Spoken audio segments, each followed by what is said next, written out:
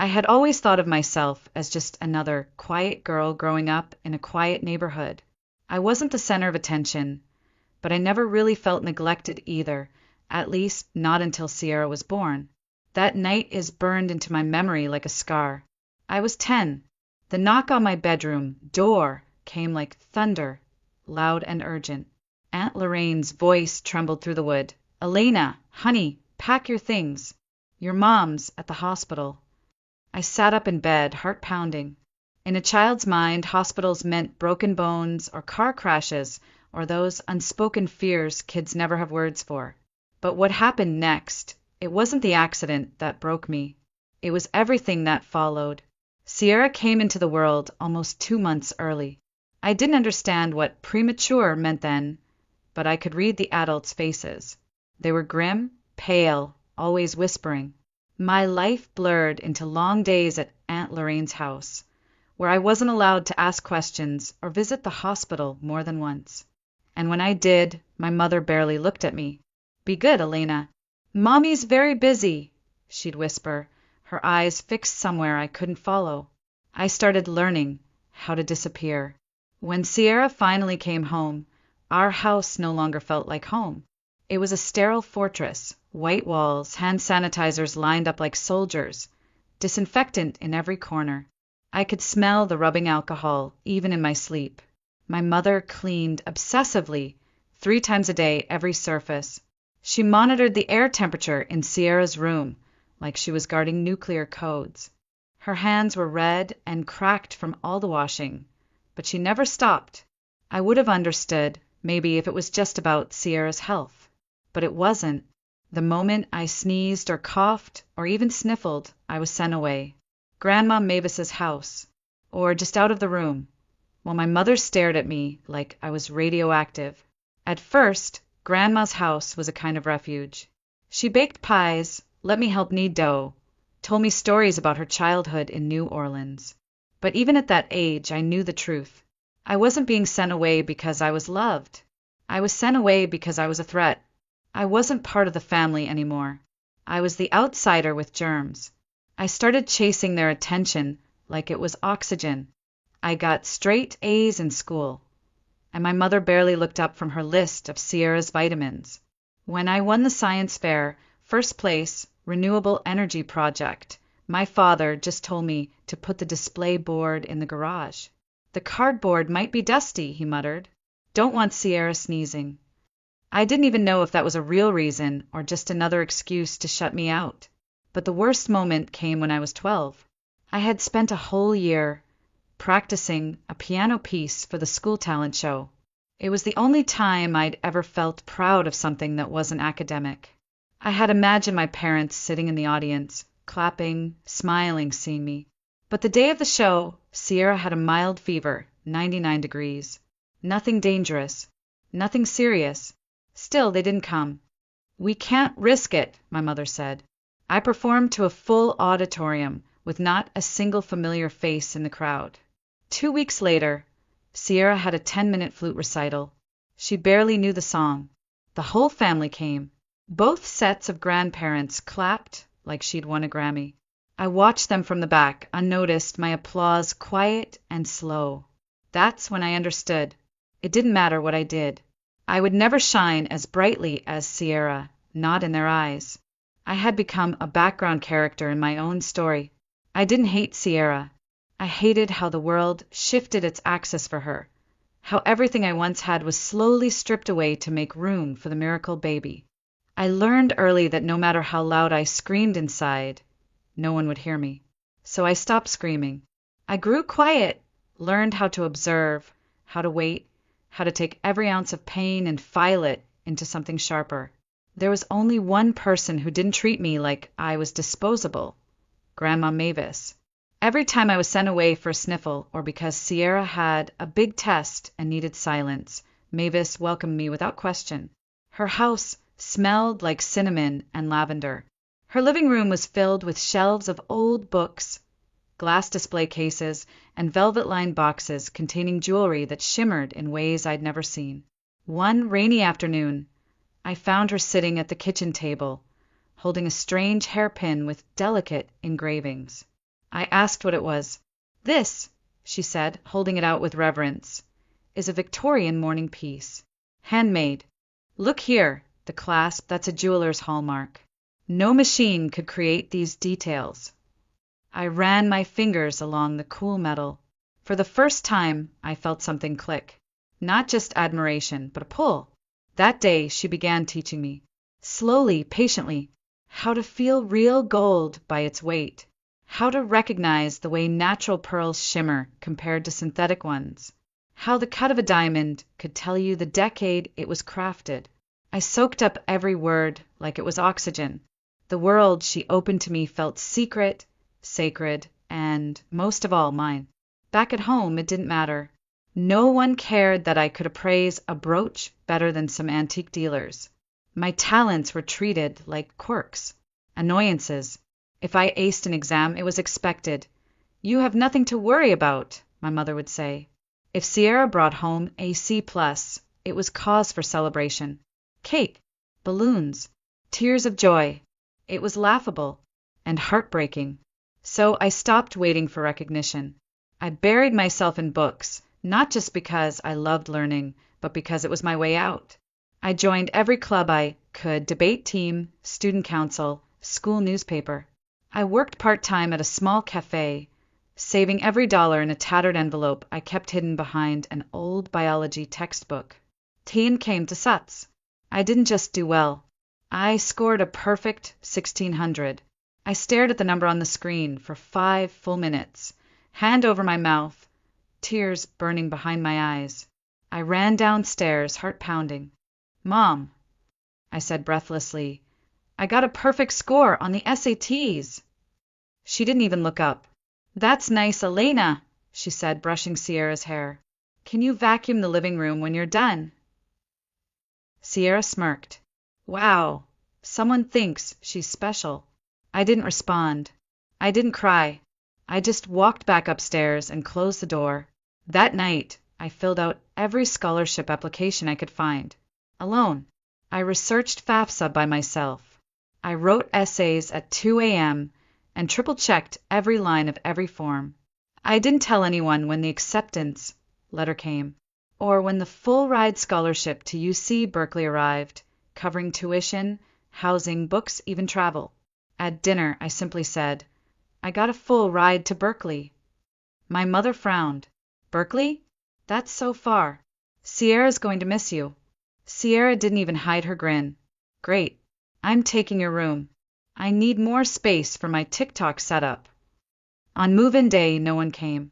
No hugs, no photos, no tears. Only Aunt Lorraine showed up, slipping a small envelope into my hand. Your grandmother left this for you, she whispered. It was $500 in crisp bills, wrapped in a piece of silk. She believed in you. I didn't speak, just hugged her. And I made myself a promise right there in that parking lot, suitcase in hand, watching other families swarm their kids with love and pride. I would never come back empty-handed. College was the first time I could breathe. No whispers about Sierra's allergies. No glances that said I was an inconvenience. Just me, my books, and a city that didn't care who I used to be. I majored in art history with a focus on antique appraisal. Most people raised an eyebrow when I told them, but I didn't care. I had a vision, even if no one else could see it. I worked 3 part-time jobs. Weekends were spent cataloging dusty donations at a local museum.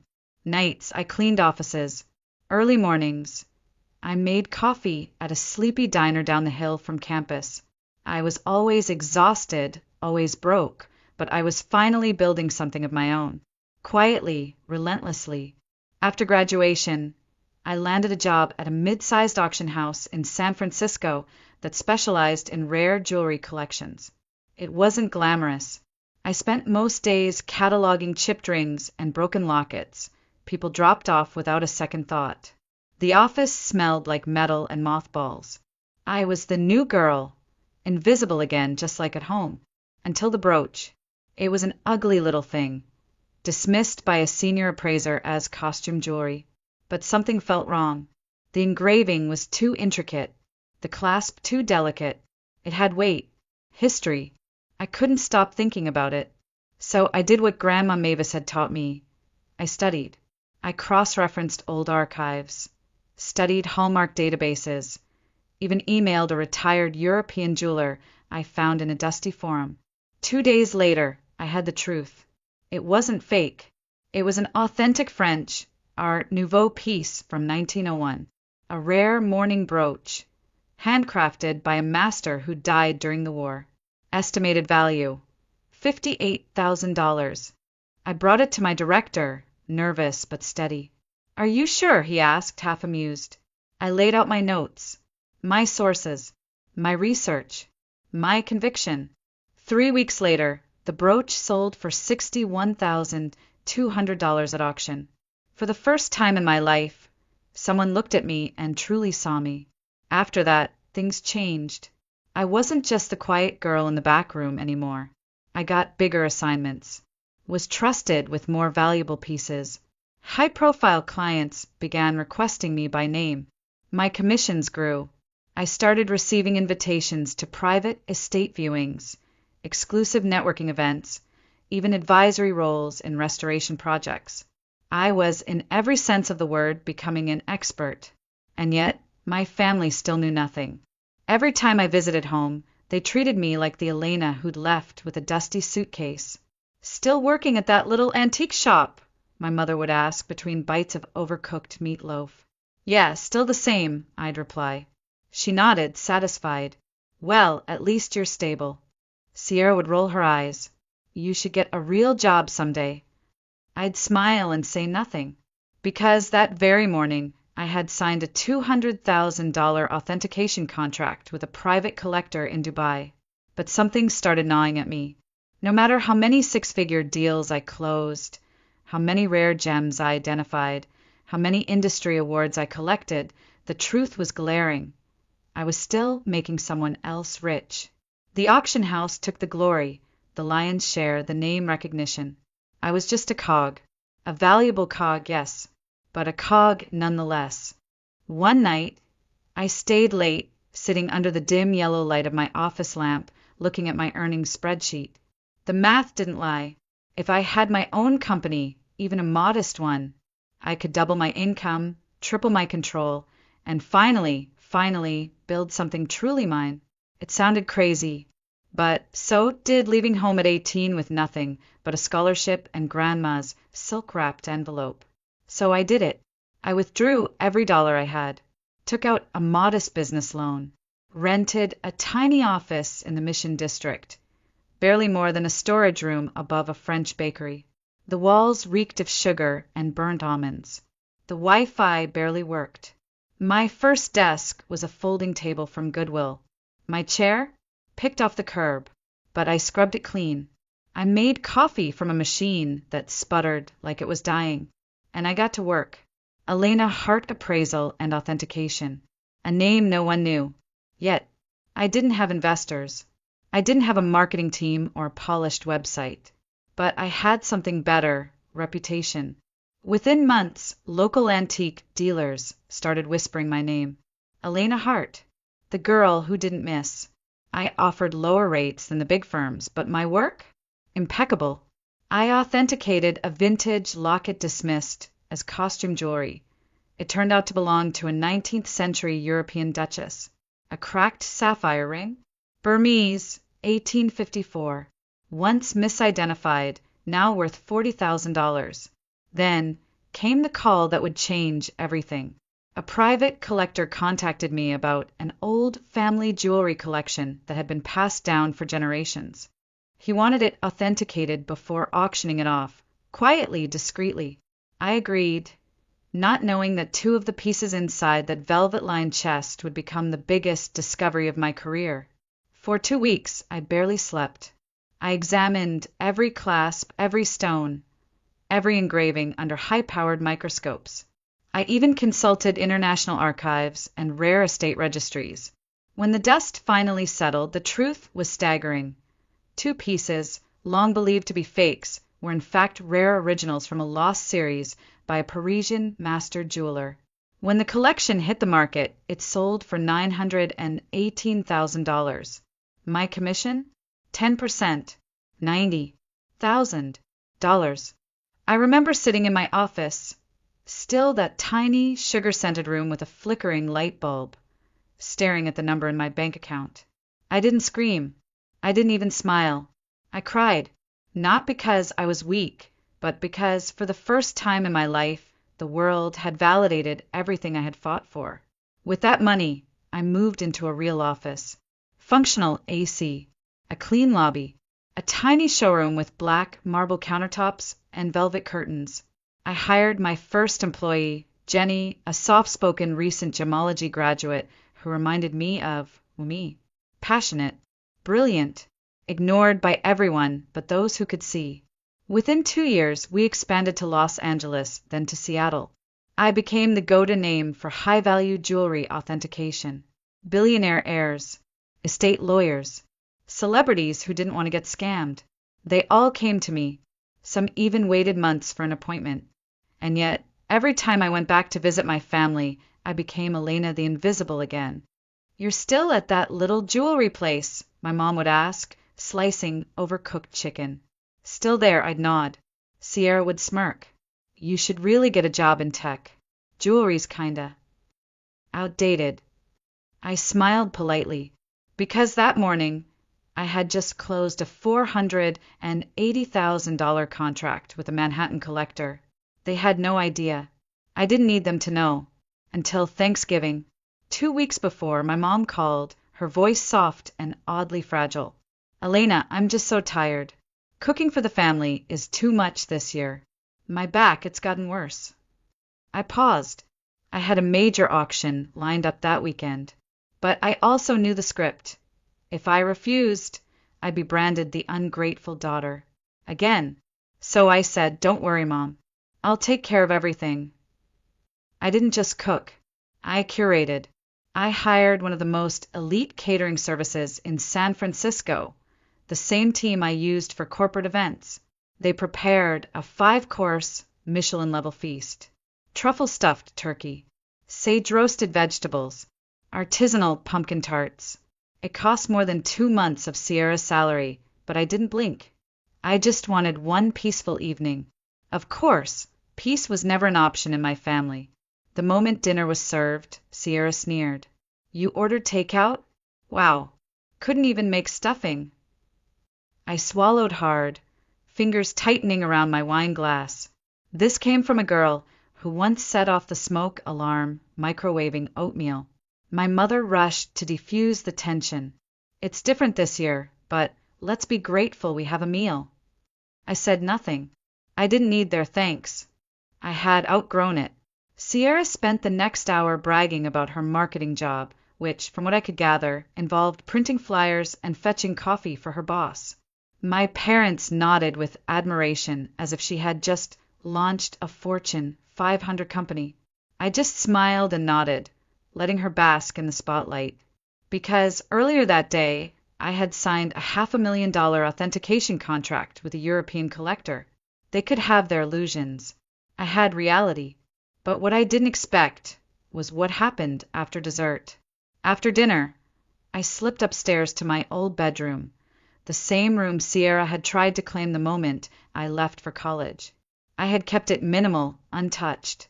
There was something oddly poetic about checking on a $500,000 auction contract from a childhood bed that still had glow-in-the-dark stars on the ceiling. I opened my laptop, logged into my secure portal, and began reviewing details for an Art Nouveau necklace up for bidding in Hong Kong. One of my VIP clients was waiting for authentication before placing a 7-figure offer.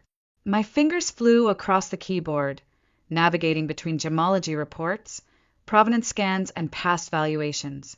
I was in my zone, focused, precise, unstoppable, until the door creaked open. "Sierra, do you have a phone charger?" she asked casually. But her eyes weren't on me. They were locked onto my screen. Before I could react, she stepped forward and snatched my laptop right off the desk. "What the hell are you doing?" I snapped, lunging after her, but she had already turned the screen toward herself and froze. There it was, my main account, $18.3 million. Her face paled instantly, then twisted into something ugly, hungry, wild, greedy. "What the hell is this?" she stammered. "Whose account is this? This isn't real. You don't actually have this kind of money, do you?" I reached for the laptop, but she spun away and bolted downstairs. "Sierra, give it back." But she was already shouting at the top of her lungs. Everyone come here right now. You're not going to believe this. Elena is a freaking millionaire." The room fell into stunned silence. Forks clinked onto plates. My father stood up slowly. My mother stared, wide-eyed. I stopped at the bottom of the stairs, heart hammering. Sierra spun the screen toward them. "She's been hiding it. $18 million. While we've been struggling, while Mom's back is falling apart, while I'm drowning in student debt. She has $18 million." I stood frozen, breath caught in my throat. My mother dropped her napkin. Her voice came out barely above a whisper. "Elena, is this true?" I didn't answer. I didn't need to. My father's expression hardened. "We raised you. You owe this family." I felt the shift in the air. The moment admiration curdled into entitlement. Sierra flipped her hair back, voice dripping with mock sweetness. "I'm not asking for much. Just like $2 million. That's all. A fresh start. Maybe a condo near the coast. Nothing crazy." My mother chimed in without missing a beat. "And your father and I have been thinking about a small place in Florida. A retirement home. 3 million tops. You can afford that, can't you?" I looked around the table. Faces I had once begged to notice me. Now they stared at me like vultures. Not a single congratulations. Not even a "how did you do it?" Only hunger, greed, expectation. I let out a short, bitter laugh. "Wow. So that's what I'm worth to you." My father's voice turned stern. "It's not about worth. It's about responsibility. We're family."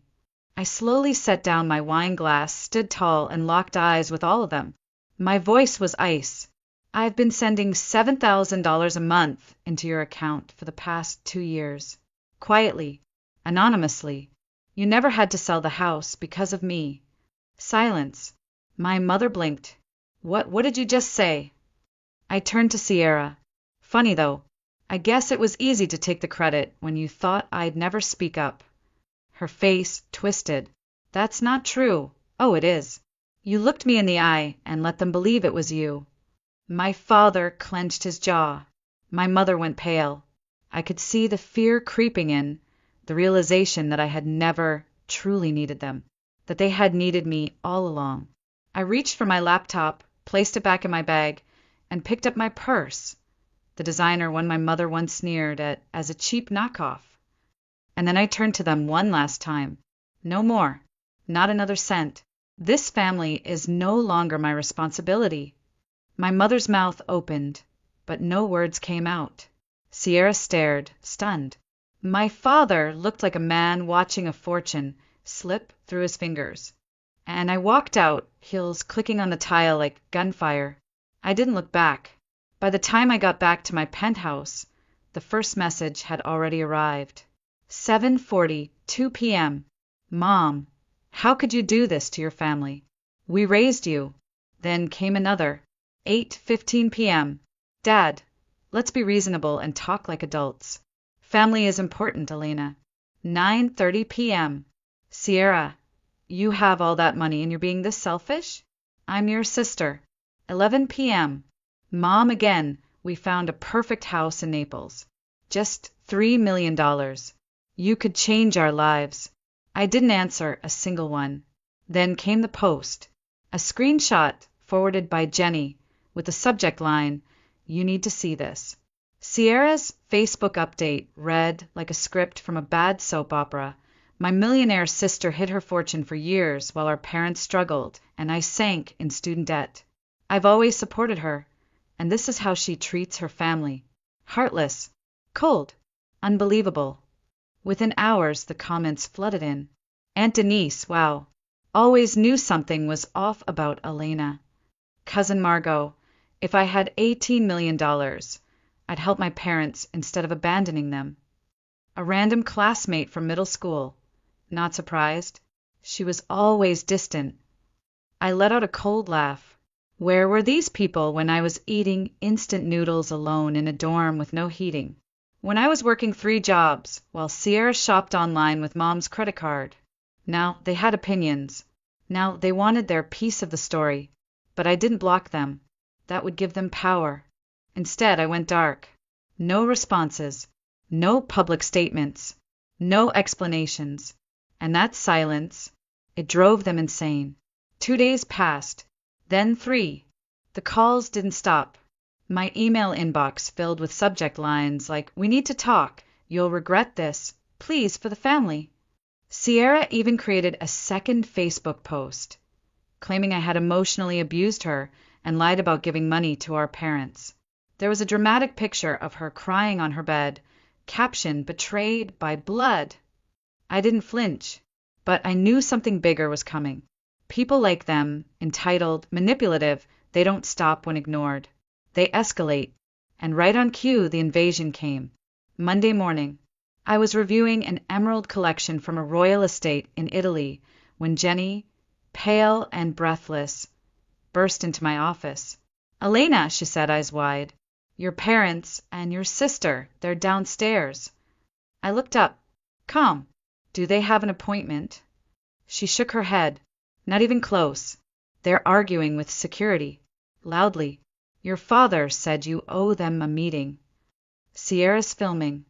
I closed my laptop, stood up, smoothed my black blazer. Let's get this over with. When I stepped into the lobby, the entire room fell quiet. My father was sitting on the guest couch like he owned it, legs crossed, hands steepled. My mother had on her church face, sad, self-sacrificing, practiced. Sierra had her arms crossed, lips curled in smug defiance, and her phone tilted just enough to record. "We need to talk," my father said. His voice was low, controlled, like I was the one who owed an apology. "There's nothing left to say," I replied coolly. I made myself very clear. Sierra stepped forward. "You seriously think you can just cut off your family and keep living like this?" I looked her straight in the eye. "Are you struggling? Because that new Gucci bag says otherwise." My mother's tears came on cue. "Elena, we raised you. We sacrificed everything for you. You owe us." I didn't blink. "No," I said, voice sharp and steady. "I owe you nothing. When I needed help, college applications, rent, tuition, where were you? When I won awards, when I built this from the ground up, who showed up for me? Not once. So don't come here talking about obligation." Sierra's face flushed with rage. "You're heartless." I pulled out my phone, opened my banking app. With one press, I canceled every remaining automatic monthly payment that had been quietly flowing into their account.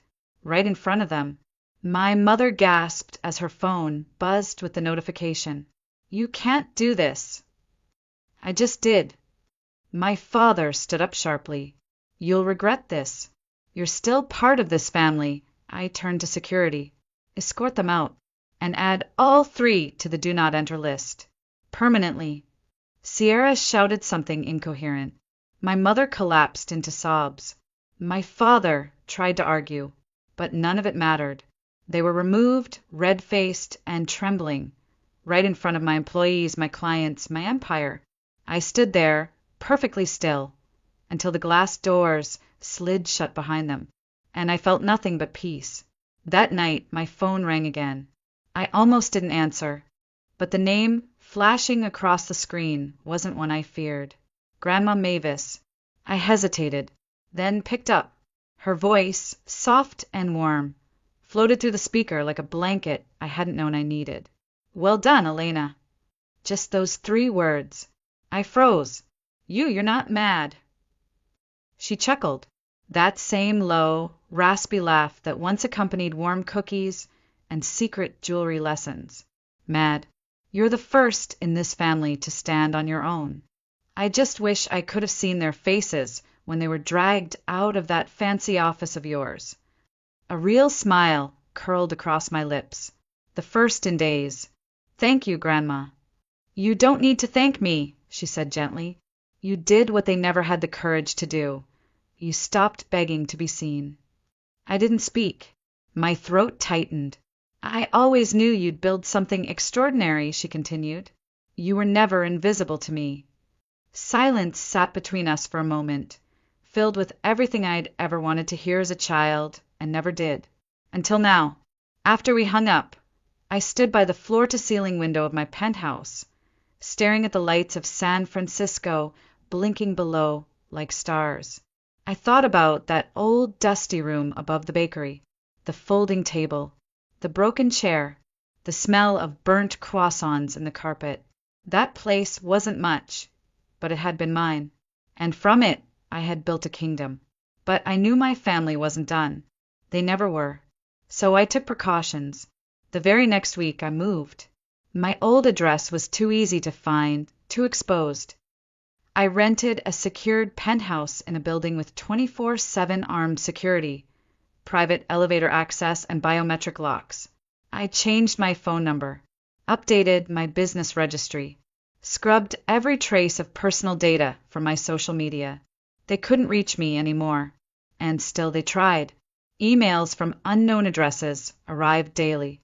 Subject lines like, "Family is still family. Please don't do this.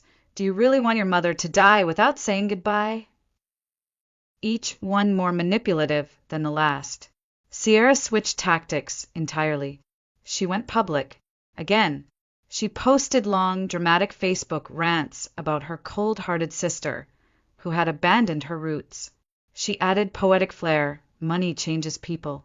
I miss the old Elena, before she got rich and forgot how to love.